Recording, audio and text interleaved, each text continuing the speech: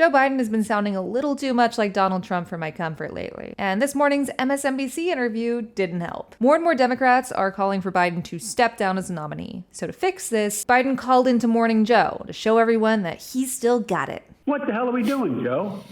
What are we doing? Sure, he might be 81, but he's still the folksy, soul of the nation grandpa we all know and love. To say Mika and Joe were excited for this is an understatement.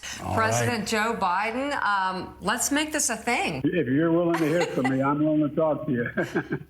Thank you very much. We will take it on a regular basis. All right. Ugh.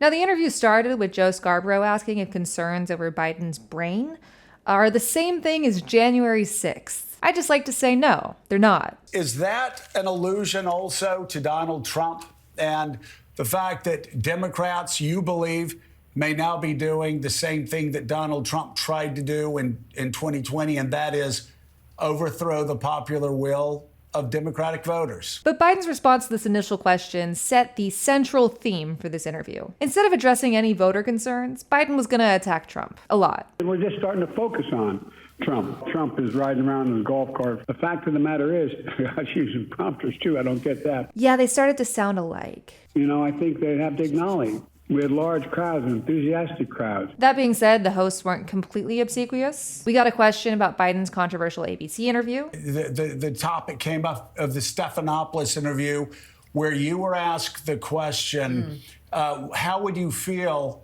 if Donald Trump beat you? How would you feel after you lost? And you said, well, as long as I did the best I could do, that's the most important thing. What would you say to those who are concerned by that answer? Although Biden didn't answer it. He's been riding around in a golf cart for 10 days. He's down in Mar-a-Lago talking with his wealthy friend. And a very pointed question about Biden's cognitive health. Mr. President, if anybody in my family had a night like that, like if my Joe had a night like that, or my kids or anybody, I'd probably want to do some sort of workup and medical workup and make sure he's okay.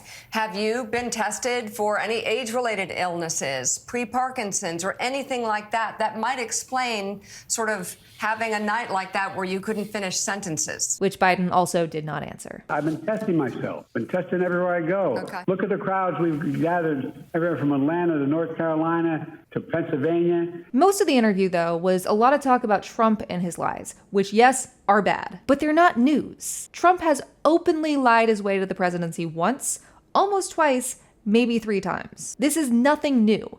And this interview, this call with Morning Joe, was supposed to be about Joe Biden. This interview was supposed to show that Biden can handle another 4 years. But instead, we got a bunch of ranting and denial, 2 things that Trump is famous for. I've been very open in where I stand on all of this, because I want Trump to lose. If Biden was able to go into this interview and assure the public of his abilities, that would on balance be a good thing. But every Hail Mary he's tried has blown up in his face. From a July debate, to the ABC interview, to a Camp David retreat. And if that keeps happening with every single outlet, maybe the problem is him. Even this Morning Joe interview seemed to be a misstep. Biden's made his career on being the folksy, empathetic grandpa who listens to both sides, sometimes to his own detriment. But this interview was both defensive and combative. Refusing to acknowledge concerns from your donors, your allies, and most importantly, your voters, is a bad look. And instead of actually engaging with those concerns,